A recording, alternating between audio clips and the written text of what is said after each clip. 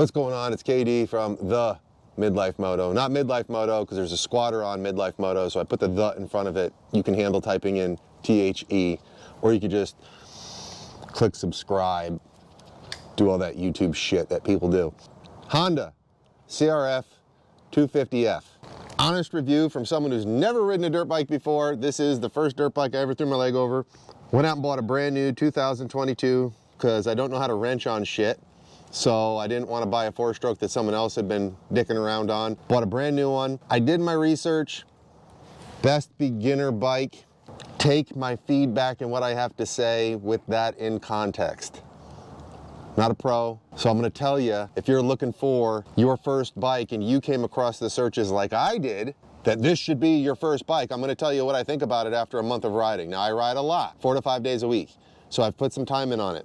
Right off the bat, this bike, I think, is really good at a really small window of things. And in that really small window of things, it's awesome. So let's talk about what it's good at. The throttle is friendly as hell. I've never been scared on it at all. And it's not because I'm fearless. No, this is the Midlife Moto. I'm a 43-year-old dude who just got on a dirt bike for the first time. This bike is great for teaching you how to ride a dirt bike, period. Like, learn to use a clutch, learn to use a throttle, learn to turn, learn the basics. It's great at that. Really, really good. If you want to do anything besides ride on hard pack fire roads, ride on a farm, ride in like pine needles and flat stuff, if you want to do anything outside of that, you're gonna hate this bike. You're gonna hate it. How do I know you're gonna hate it? Well, because where I ride, there isn't many environments like I just described. I ride at Croom in Florida, and if you Google around and YouTube around, you'll see all about Croom. And this place is a giant sand pit. Even in the trails are sandy. It's sandy single track with lots of those things called whoops. The suspension on this bike, I'm 5'11", 200 pounds. The suspension on this bike is not meant to handle anything other than a tree root in second gear.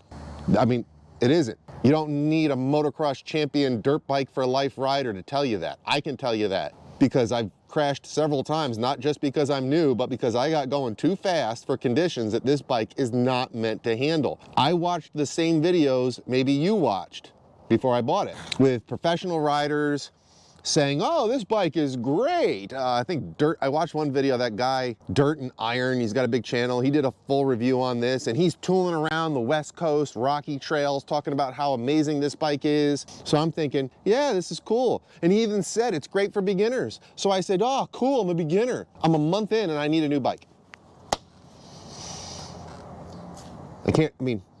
If I try to get better on this bike, I'm gonna get hurt.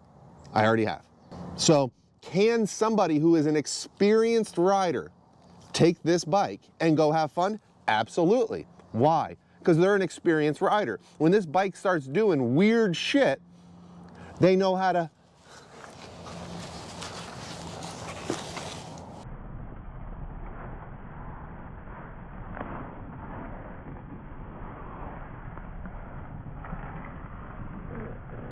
do all that. I don't. I do it unintentionally when I'm flying Supermaning through the woods. They know how to take this bike's problems and deal with it. But someone who knows how to ride like that is not gonna want this bike. They're not gonna buy this bike unless they're buying it for their kid who's learning. I think this would be a great bike for a teenager, 140 pounds, who's learning to ride. They can have a good time on that, even in some squirrely suspension, kneading type stuff. But for an adult, learning to ride, you're gonna outgrow it real fast unless all you wanna do is putt around in second, maybe third gear through some flat terrain, roots, rocks. It's fine for that. If you wanna get going, I stand up most of the time. The frame, this is not a full-size bike. Oh, it's a 250. It's a smaller frame. I thought that'd be great because I was learning.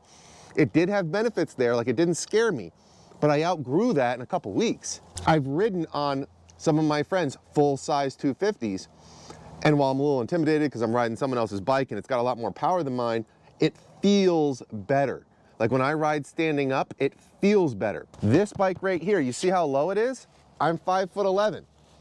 When I'm standing and I'm trying to grab the bike, my knees touch. There's nothing to grab. The only thing I'm grabbing is right down in here with my boots. I'm hunched over trying to reach the steering wheel, the handlebars, steering wheel. Yeah, I know.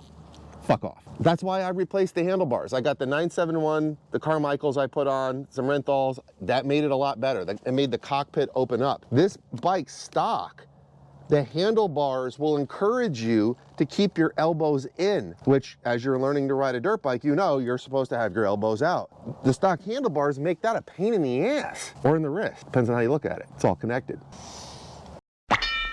This is a great bike for getting your confidence up. It's a great bike for flat trails, roots, rocks. It sucks if there's any type of whoops, any type of elevation change that's quick and you're gonna have to adjust.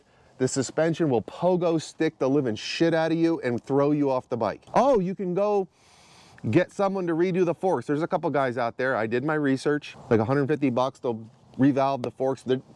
There's no clickers, there's no adjustments on it at all. Why would I spend that money when in reality I already need to get a bigger bike? Because I want to ride faster. I ride with people who are super kind and go slow with me, but they go a lot faster if I'm not around. I want to start keeping up with them. I'd like to do a hare scramble one day where I ride sand, whoops, terrain changes. This isn't the bike for that. It's not for a full-size adult. Who wants to get after it? Who wants to do some shit? I don't recommend it for you. And I get it. There's all kinds of videos. I watched them too. That's why I bought it. But the things that I need to learn to get better, I'm not going to learn it on this bike. And neither are you. You're going to need a full-size bike. And then when you get really good, can you go backwards and jump on this and fly it around? Yeah, sure. But that's not what we're talking about. That's not what I'm talking about. That's not what I'm trying to do. And if you're watching this channel, you're probably trying to do the same shit I'm trying to do. Or you're here just to laugh at me when I post videos of me crashing. That's cool too. Either way, subscribe, talk shit, like, comment. You know the deal. It's YouTube. So you have a bike that's great for parking lots, fields, farms, flat trails, but sucks at literally everything else. Honda CRF 250F, an honest review from the Midlife Moto. Whatever.